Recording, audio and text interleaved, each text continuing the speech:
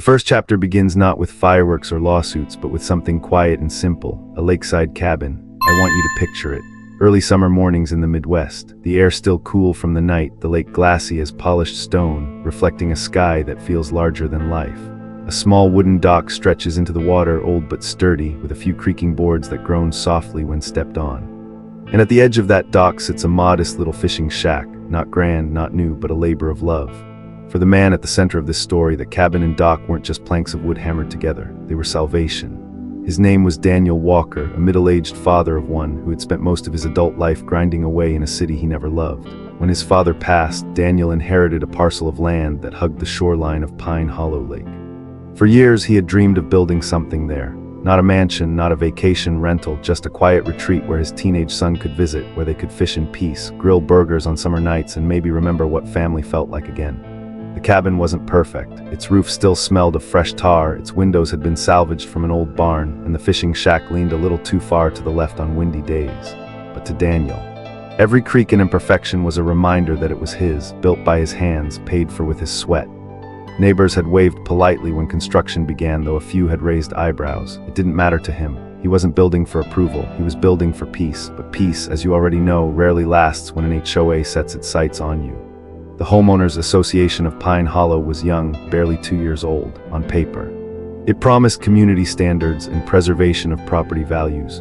In practice, it acted like a small-time kingdom run by a self-appointed monarch. That monarch was a woman named Victoria Ashcroft, mid-50s, always in immaculate blazers, and with a talent for delivering every sentence as if it were carved into stone tablets. She was the sort of neighbor who introduced herself with a smile, but left you feeling as though you had just been evaluated and found wanting. For months, Victoria had kept her distance, her eyes lingering on Daniel's cabin from across the lake. But when the fishing shack appeared, that humble little structure of pine boards and a tin roof, her patience cracked. To her, it was an eyesore. To Daniel, it was the heart of his dream. One Tuesday morning, as Daniel stood on the dock adjusting a line of rope, he heard the crunch of tires on gravel. He turned to see a gleaming SUV pulling up to the edge of his property. The driver's door swung open, and out stepped Victoria herself, clipboard in hand. Heels clicking against the earth like a judge entering her courtroom. She didn't greet him. She didn't ask permission to step onto his land. She simply read from a piece of paper in that sharp, polished voice of hers. You have 48 hours to remove this unauthorized structure, or the HOA will begin daily fines of $500. Continued violation may result in legal action. Her words hung in the summer air like storm clouds. Daniel blinked. Rope still in his hand. "Excuse me." Victoria's eyes swept over the shack, the dock, the cabin, then they swept over him. A smirk tugged at her mouth. "We protect this lake, Mr. Walker. Standards must be maintained. This shack does not comply." And just like that, the quiet dream of a father by the water was declared illegal by a woman with a clipboard. Daniel didn't argue, not yet. He simply stood there, jaw tight, the sound of lapping waves at his back. The paper thrust into his hands. He knew this battle had only just begun, and he had no idea, not yet, that the very lake Victoria claimed to control was about to become her downfall. Daniel stood frozen on the dock, HOA notice in hand, as Victoria's SUV disappeared down the gravel path. The hum of her engine faded, but her words lingered like a sour aftertaste. This shack does not comply. That night, Daniel sat at the small wooden table inside his half-finished cabin, the paper spread out under the glow of a single lamp. His son Ethan leaned over his shoulder, reading the bold letters at the top, notice of violation. "Dad, they can't do this, can they?" Ethan's voice cracked with the uncertainty of a 15-year-old still trying to believe the world was fair. Daniel swallowed hard. He wanted to say no, that they couldn't touch him. But the truth was he didn't know. The language was thick with legal jargon, each paragraph threatening fines, lawsuits, and even removal of offending structures. All for a fishing shack he had built with his own hands. "This is our land, son," Daniel finally said. His voice steady. "Your grandfather bought it long before this HOA ever existed. They can bark all they want, but barking isn't biting." Still, sleep didn't come easily. He lay awake, listening to the chorus of frogs along the shoreline, wondering how far Victoria was willing to go. The answer came faster than he imagined. 2 mornings later, while Daniel hauled fresh lumber from his truck, a convoy of SUVs rolled up, 3 of them this time. Out stepped not just Victoria, but 2 men in matching polos embroidered with the HOA logo. One carried a camera, snapping photos of the shack from every angle, as though documenting a crime scene.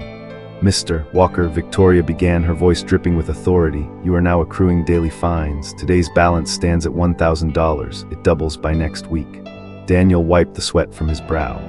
You can't just invent rules and stick them on my door. This isn't a subdivision, it's my property. One of the men smirked. Your property is subject to community standards. Your father signed the covenants years ago.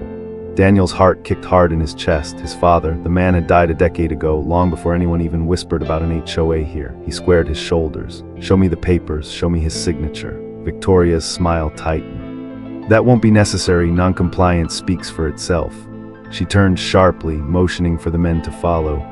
48 hours, Mr. Walker. Remove the shack or face legal escalation. They left as quickly as they came, gravel spitting from their tires. Ethan stormed out from the cabin. This is insane. Grandpa never signed anything. His fists clenched at his sides. Why don't you fight back, Dad? Daniel stared at the shack, weathered boards glowing in the morning sun, and felt a fire kindle inside. I will, he murmured, but not the way she expects. That afternoon he drove into town, straight to the county clerk's office. The building smelled of old paper and lemon polish, its hallways echoing with the shuffle of bureaucratic footsteps. Behind a scratched glass window sat an older woman named Janice, the kind of clerk who had seen every trick in the book. Help me out, Daniel said, sliding the violation notice across the counter. This HOA claims my father signed covenants tying my land to their rules. I need to know if that's true. Janice pushed her glasses up her nose and began typing. The clack of her keyboard was the most hopeful sound Daniel had heard in days. Minutes later, she frowned, scrolling through the screen. There's no record of any covenant attached to your parcel before last year, she said. The HOA was registered in 2021. Your father died in 2012. Unless he was signing papers from the grave, something's not right here. Daniel exhaled. Relief and fury tangled together. So they forged it, Janice shrugged. Wouldn't be the first time I've seen an HOA overreach. You'll want a property attorney to untangle this, but I can print you the records.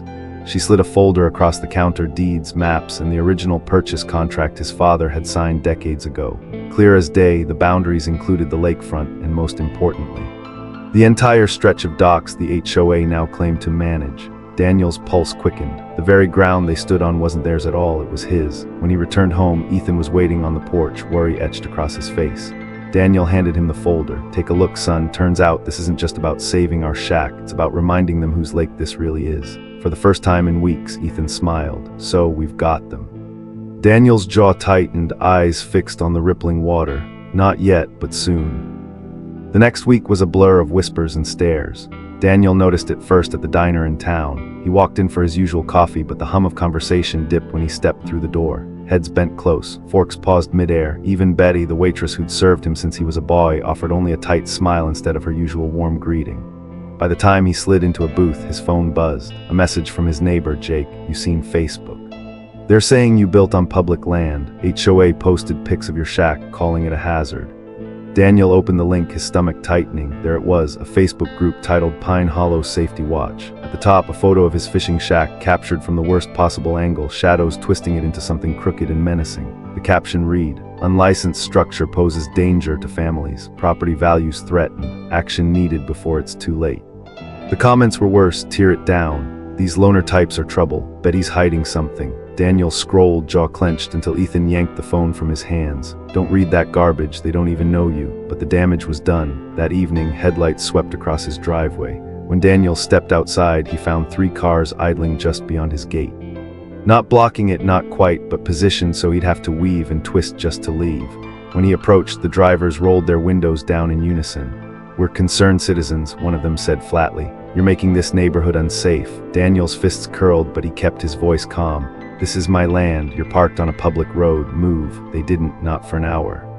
Only when the sheriff's cruiser happened by and they waved as if they were old friends did the cars finally disperse.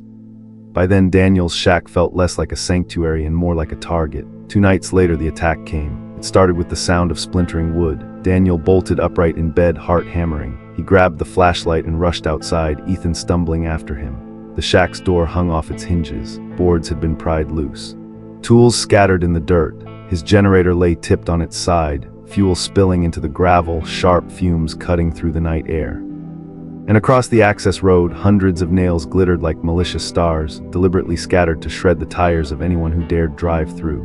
Ethan's breath caught. "Dad, they trashed it." Daniel shone the flashlight across the wreckage, fury rising in his chest. "No," he said, voice low, "they just made a mistake." He walked to the cabin's corner post and adjusted a small metal box he'd installed the day before. The red light blinked steady. Motion sensors. Cameras, every moment of vandalism captured in crystal clear detail. The following morning, Daniel replayed the footage at the kitchen table. The images were grainy at first, shadows moving in the dark until one of the intruders stepped directly into view. A familiar profile, sharp jawline, a baseball cap tilted back just enough for the camera to catch his face. Ethan leaned closer. "Wait, isn't that Tom Ashcroft?" Daniel finished. The HOA president's own son. For the first time in weeks, Daniel felt the heavy weight of fear shift into something different: power. They wanted to ruin him. Instead, they'd handed him evidence sharp enough to cut through every lie. He looked out across the lake, the morning sun glinting off the calm water. The shack was wounded, yes, but the truth was intact, and truth had teeth. "This isn't just my fight anymore," Daniel murmured. "It's theirs. And they have no idea what's coming." The county courthouse was a modest brick building with faded green shutters, the kind of place where land deeds and family wills gathered dust in long metal cabinets. Daniel had been there plenty of times over the years for permits and taxes, but this time felt different. He walked in with Ethan by his side, the USB drive heavy in his pocket. Inside, he found Janice at the clerk's desk, sipping her usual cup of weak coffee. "Back again already?" she asked. Raising an eyebrow, Daniel set the drive on the counter. "This isn't about paperwork anymore, it's about a crime." When Janice plugged it in and the grainy footage began to play, the office grew quiet. There was Tom Ashcroft, face illuminated in the glow of the motion light, pouring fuel and smashing boards like a delinquent on a joyride. Janice leaned forward, frowning. "Well," she muttered, "that's about as clear as it gets." She paused, glancing up at Daniel.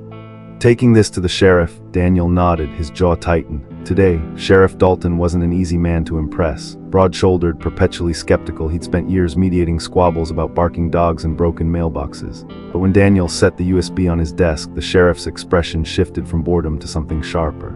He clicked through the footage twice, then sat back in his chair. "That's Tom Ashcroft, all right, and that shack's on your land." "Every inch of it," Daniel said firmly. "I've got the deeds to prove it." The sheriff drummed his fingers on the desk. "Victoria won't like this. She's been throwing her weight around for months, talking about keeping the lake pure."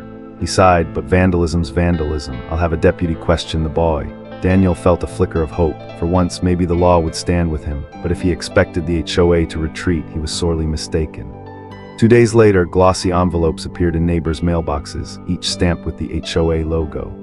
Inside were flyers plastered with Daniel's photo, pulled apparently from an old work ID, alongside accusations written in bold: "Illegal builder, community threat, violator of Pine Hollow standards." The flyer claimed Daniel was endangering children with unapproved construction, accused him of harassing volunteers, and hinted at criminal associations. Ethan stormed into the cabin, waving one. "They're calling you a criminal. People at school are saying you'll get arrested." Daniel clenched the paper in his fist. The smear campaign had begun. That evening, HOA members gathered in the clubhouse on the far side of the lake. Daniel wasn't invited, but Jake, loyal as ever, slipped inside. Later, over 2 beers on Daniel's porch, he delivered the report. "They're painting you as some kind of squatter." Victoria stood up there like she was running for office, saying you're ruining property values, scaring families, threatening the peace. Folks were nodding along, some even clapping. Jake shook his head, but she overplayed her hand. She said, "You built on land you don't own. That's not just a lie, that's provably false." Daniel stared at the dark water, his reflection rippling in the lake. Then it's time to prove it. The next morning, he sat across from Sarah Kim, a real estate attorney with a reputation sharper than steel. Her office smelled of fresh coffee and ink, the conference table buried in files. She flipped through the deeds and the clerk's records, her brow furrowing deeper with every page. "Mr. Walker," she said finally, "this isn't just harassment, it's fraud. The HOA is trying to enforce covenants that don't apply to your land, using intimidation to make you comply. Add in vandalism and slander, they've walked you straight into a countersuit." Daniel leaned forward. "How strong is the case?" Sarah tapped the file. "Stronger than they realize. We'll file for damages, for defamation, for illegal enforcement. And when we subpoena their financial records, I'd bet money we find something they don't want anyone to see." For the first time in weeks, Daniel allowed himself a grim smile. The HOA wanted a fight. Now they were going to get one in court. The courthouse was packed tighter than Daniel had ever seen. Word had spread quickly across Pine Hollow. The reclusive man by the lake, dragged into court by the HOA. Neighbors filled the wooden benches, whispering, shifting, stealing glances at him as though he were already guilty. Victoria swept in like royalty, draped in a crimson blazer that caught every flicker of light. Her lawyer trailed behind, Douglas Cranky. A nervous man whose briefcase bulged with papers but whose tie sat crooked at his throat. Cameras flashed as they passed. Victoria smiled like she was auditioning for television. Daniel sat quietly at the defendant's table, Ethan in the back row and Sarah Kim beside him, poised like a blade. The judge entered, gavel cracking through the buzz. Pine Valley Homeowners Association versus Daniel Walker, the clerk read aloud. Victoria's lawyer stood first. His voice shook as he delivered the HOA's charges: unauthorized construction, violation of community covenants, threat to property values, failure to comply with cease and desist orders. Each accusation stacked on the next like bricks forming a prison wall. When he finished, Victoria herself rose, hands clasped dramatically. Your Honor, this man is not just defying our association. He is destabilizing our community. Families feel unsafe. Children are frightened. If we do not act now, Pine Hollow will descend into chaos. Gasps rippled through the room. Daniel caught Ethan's eyes. The boy's face was pale with anger. Then Sarah stood. Her tone was calm, deliberate, each word landing like a nail hammered straight into wood. Your Honor, these accusations are not only unfounded, they are fraudulent. My client inherited his land from his father, who purchased it long before this HOA even existed. The so-called covenants, signed years after his father's death, that alone invalidates every claim before this court. She slid a folder onto the bench. And as for safety hazards, I have photographic evidence of an HOA member, Thomas Ashcroft, trespassing and vandalizing Mr. Walker's property. He poured accelerant on my client's shack and attempted destruction of property. The courtroom buzz turned into shocked murmurs. All eyes swung to Victoria, whose practiced smile faltered. Outside, the smear campaign grew vicious. Flyers gave way to online posts. Now Daniel wasn't just a violator, but a predator, a criminal drifter, even accused of violent tendencies. Fake witness statements popped up overnight. Strangers he'd never met claimed he threatened them. The pressure spread into his personal life. Ethan came home from school with slumped shoulders. Kids are saying you're crazy, Dad, that you'll end up in jail. His voice cracked. Some of my friends' parents told them not to come over anymore. Daniel's chest ached, but he forced his voice steady. Listen to me, son. Lies only win if you let them. We've got the truth. Truth lasts longer than gossip. Still that night, he sat awake staring at the dark lake. The fight had bled far beyond a shack of pine boards. It was his reputation, his son's peace, his family name all on trial. The next hearing loomed and Sarah was already drafting subpoenas. We'll force them to open their books, she said, tapping her pen against the table. These smear tactics are desperate, Daniel. They scream of people trying to distract from something worse. If we dig, I guarantee we find misappropriated funds, kickbacks, maybe even ties to developers. Daniel rubbed his temples. They're willing to destroy me to cover their tracks. Sarah's gaze sharpened. Then we expose every track they've ever left. They think this is their lake, their kingdom. We'll remind them it was yours all along. Outside, thunder rolled over Pine Hollow, rattling the window panes. The storm wasn't coming, it was here. The storm outside seemed to set the tone for the days that followed. Daniel woke one morning to the metallic clank of boots on gravel. He stepped outside only to find a white county truck parked at the edge of his driveway. 3 inspectors stood by the shack, clipboards in hand, their yellow vests glowing in the gray dawn. Mr. Walker, the lead inspector said without meeting his eyes, we've had reports of unsafe construction, potential environmental violations. Daniel crossed his arms. From who? The inspector hesitated, then muttered, orders from above, don't shoot the messenger. They scribbled furiously, snapping photos of perfectly level beams, measuring tape stretched across freshly cut boards as if documenting a crime scene. By the time they left, Daniel had been issued 3 citations, none of which made sense: improper anchoring, septic violations, unauthorized shoreline use. Ethan found him later sitting on the porch steps, the papers crumpled in his hands. They're trying to bury you in paperwork, Dad. Daniel exhaled slowly, staring at the lake. No, son, they're trying to scare me into giving up. But the attacks grew darker. 2 nights later, a sharp crack split the silence. Daniel bolted awake. Out on the dock, his solar lanterns flickered wildly, then went dark by the time he reached the shack. He saw what had happened, every window smashed, shards glittering across the floor like frost. Spray paint scrawled across the boards in dripping red. Get out. Ethan stood behind him, fists shaking. They want us gone. Daniel swallowed the lump in his throat. Then we stay. The next morning, Jake arrived with news that hit harder than broken glass. I overheard Victoria at the gas station, he said, lowering his voice. This isn't just about your shack. There's a developer circling, big money. Word is they want to turn this whole shoreline into a luxury resort. And your land, he gestured toward the lake, it's the centerpiece. Daniel's stomach turned cold. Suddenly it all made sense. The sudden HOA covenants, the smear campaign, the sabotage. This wasn't about property values, it was about profit. That night, Daniel pored over county records with Sarah. Papers spread across the kitchen table beneath the hum of a single bulb. Look at this, Sarah said, pointing to a line item buried in planning documents. Consulting fees. $400,000 paid to a firm nobody's ever heard of right after the HOA was formed. Daniel leaned closer. That's a payoff. Exactly, and if we connect this to the developer, it's fraud at the highest level. They're not just harassing you, they're laundering money through the HOA to grease the wheels for that resort. Daniel felt the fire rising in his chest again. He glanced at Ethan, who sat quietly at the far end of the table, pretending to do homework but listening to every word. His son's eyes were wide, shining with both fear and pride. "They think they can bulldoze through me," Daniel said, his voice low. "But this lake, it's ours, it's Grandpa's legacy, and I'll be damned if I let them steal it." That weekend, the HOA struck again. Flyers appeared on every door in Pine Hollow, warning residents that Daniel's shack was contaminating the lake with hazardous waste. Parents were told their children were unsafe swimming near his dock. Contractors stopped returning his calls. One even left him a voicemail, his voice apologetic. "Sorry, Dan, can't risk the bad press. Folks are saying your property's toxic." Ethan slammed the phone down. "They're poisoning everything." Daniel gripped his son's shoulder, steady and calm despite the storm raging inside.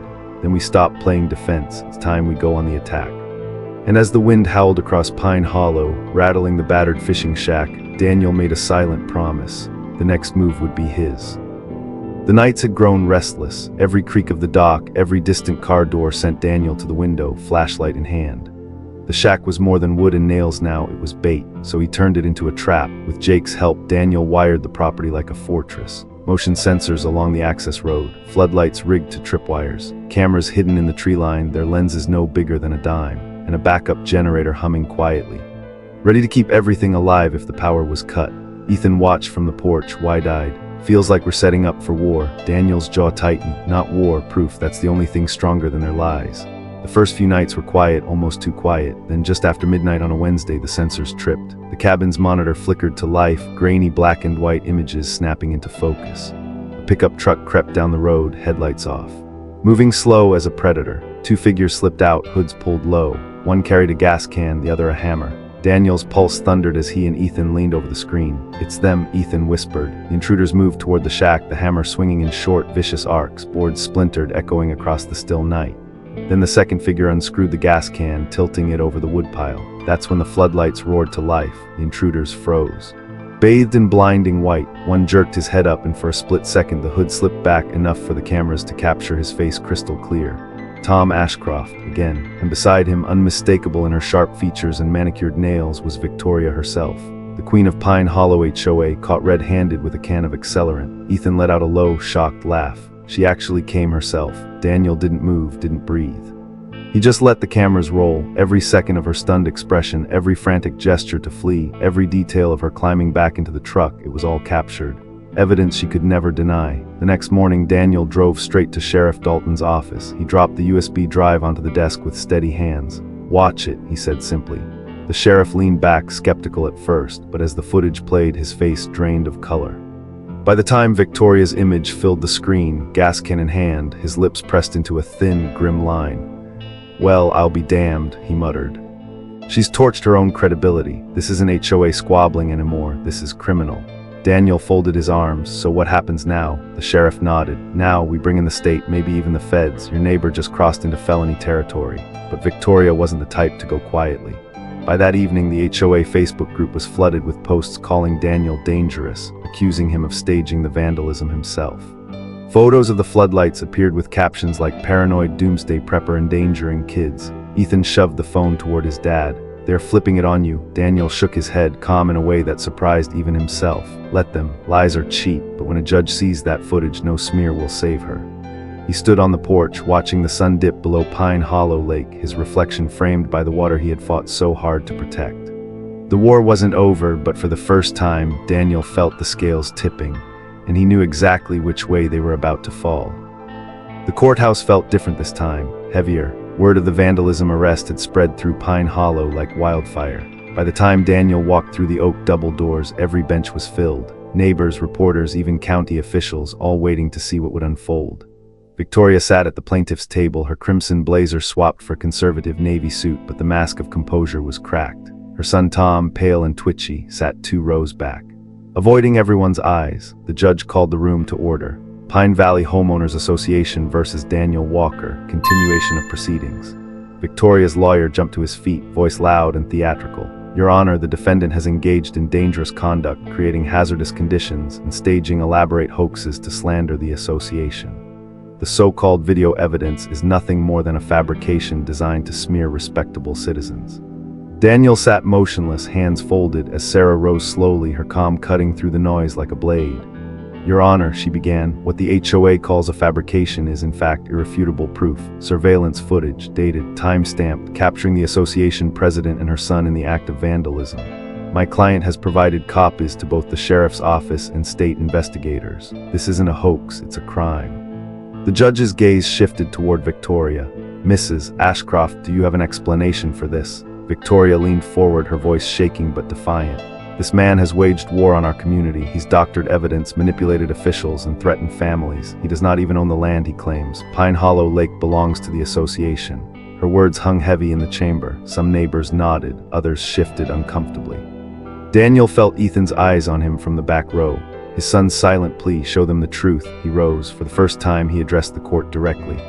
"Your Honor," he said, his voice steady, "I've listened to weeks of lies, claims that I don't belong here, that my father signed covenants he never touched, that I'm a danger to the very people I grew up beside. But it's time the truth spoke louder than gossip." From his leather folder, he withdrew a thick envelope, documents yellowed with age, county seals stamped crisp and undeniable. He laid them on the judge's bench one by one. "This," he said, holding up the deed, "is the original purchase contract. It includes not only the shoreline but the lakefront boundary. And this," he lifted another document, "is the easement agreement confirming every dock, every pier, every plank built over these waters rests on land owned by my family." The room erupted, gasps, shouts, chairs scraping. The judge banged the gavel. "Order, order." Daniel didn't flinch. He kept his gaze locked on Victoria, whose face had gone pale beneath the courtroom lights. "For months," he continued, voice rising, "the HOA has claimed power over me. But the truth is they've been trespassing on my land. Every fine they issued, every threat they made, it all crumbles because this lake, these docks, this shoreline," he paused, letting the silence stretch. "They don't belong to the HOA, they belong to me." Sarah slid forward the county records Janice had printed. "Your Honor, these documents are verified, notarized, and match public filings. The association has not only overstepped its authority, it has been illegally collecting fees for property it doesn't own." The judge's jaw tightened as he scanned the papers. "This changes everything." Victoria shot to her feet. "Lies, he's twisting." "Sit down, Mrs. Ashcroft," the judge snapped. The gavel cracked again, but the damage was done. The truth was out, and in that moment, every neighbor in Pine Hollow realized the queen who had ruled their community with an iron clipboard didn't even own the ground beneath her feet. The courtroom was still ringing with gasps when the judge adjourned for recess. Outside on the steps, the summer air felt electric. Reporters swarmed, microphones flashing, cameras rolling. Neighbors who had once crossed the street to avoid Daniel now crowded close, their voices tumbling over one another. "Is it true you own the lake? Does this mean the HOA can't fine us anymore? Are we tenants?" Daniel didn't answer. He let Sarah field the questions, her lawyer's polish keeping the frenzy at bay. But he saw it in their eyes, the betrayal, the panic, the dawning realization that everything Victoria had preached about community standards had been nothing more than smoke. Across the plaza, Victoria tried to rally. Surrounded by a shrinking knot of loyalists, she waved her arms and shouted into a local news camera. "This man is a fraud. He forged those documents. He's tricking you all." But her voice cracked. Shrill and desperate, the calm poise that had once cowed the neighborhood was gone, replaced by something raw and ugly. And her neighbors saw it. Some turned away, others shook their heads. Even Tom, slouched against the courthouse wall, refused to meet her gaze. That evening, Pine Hollow was buzzing. In kitchens and living rooms, families pored over copies of the deeds and easements Sarah had released to the press. Every dock, every pier, every canoe tied to the shore, all sitting on land they didn't actually own. Jake stopped by Daniel's cabin, 2 beers in hand. He dropped into a chair on the porch, shaking his head with a half smile. "Buddy, you realize what you've done? You've just pulled the rug out from under an entire HOA. Folks are calling you David slaying Goliath. Except in this story, David owns the slingshot factory." Daniel chuckled, though the weight of it pressed heavy on his shoulders. "I didn't want this fight, Jake. I just wanted a place for me and my boy." Jake tipped his beer toward the lake. "Well, now you've got more than that. You've got the whole lake and everyone on it." The fallout hit fast. Half the HOA board resigned within days, citing loss of confidence. The county announced an investigation into Victoria's finances after Sarah filed a formal complaint. And neighbors who once feared the wrath of the association began slipping notes into Daniel's mailbox. Apologies, pleas for forgiveness, even offers to pay him directly for dock access. Ethan read them aloud at the dinner table, his teenage grin breaking through weeks of tension. "Dad, Mrs. Carter says she's sorry for calling you a criminal, and she baked us a pie." Daniel smiled faintly, but inside the question churned. What now? He could evict them all, sell the land to the highest bidder, cash out and walk away. Or he could do something harder, something that would define not just the lake, but his family's name for generations. 2 nights later, standing on the dock beneath a sky spangled with stars, Daniel spoke softly to Ethan. You know, son, Grandpa always said this lake was more than land, it was legacy, a place to protect, to pass on. He paused, the water lapping gently at the wood. I could use this to punish them, to take everything back, but I think maybe that's what Victoria would do, not us. Ethan nodded, eyes wide in the moonlight. So what will you do? Daniel looked across the shimmering water, past the docks that had once been symbols of control and now felt like keys to something greater. I'll give them a choice, he said. Stay, but on fair terms, build a real community, or leave. No more threats, no more lies, just truth. For the first time in months, Daniel felt something he hadn't dared hope for: peace. But deep down, he knew one more battle remained, the public reckoning of Victoria Ashcroft. And when it came, it would be the final chapter in the war for Pine Hollow Lake. The Pine Hollow Community Center had never seen a crowd this large. Cars filled the gravel lot, news vans lined the roadside, and cameras crowded the doors. Everyone knew this was it, the emergency meeting Victoria herself had called, her last attempt to rally power. Daniel arrived quietly, Ethan at his side, Sarah close behind. As they stepped inside, a hush fell. Neighbors who once glared now nodded, some even clapping softly. At the front, Victoria stood at the podium, her suit pressed to perfection, her voice echoing through. Ladies and gentlemen, we gather tonight because our neighborhood is under siege. This man, she pointed sharply at Daniel, her voice rising, has fabricated documents, destroyed property values, and the crowd murmured uneasily, but the cracks were showing. Whispers of, and didn't we see Rue? Daniel rose slowly, leather folder in hand. His voice was calm, but carried with W.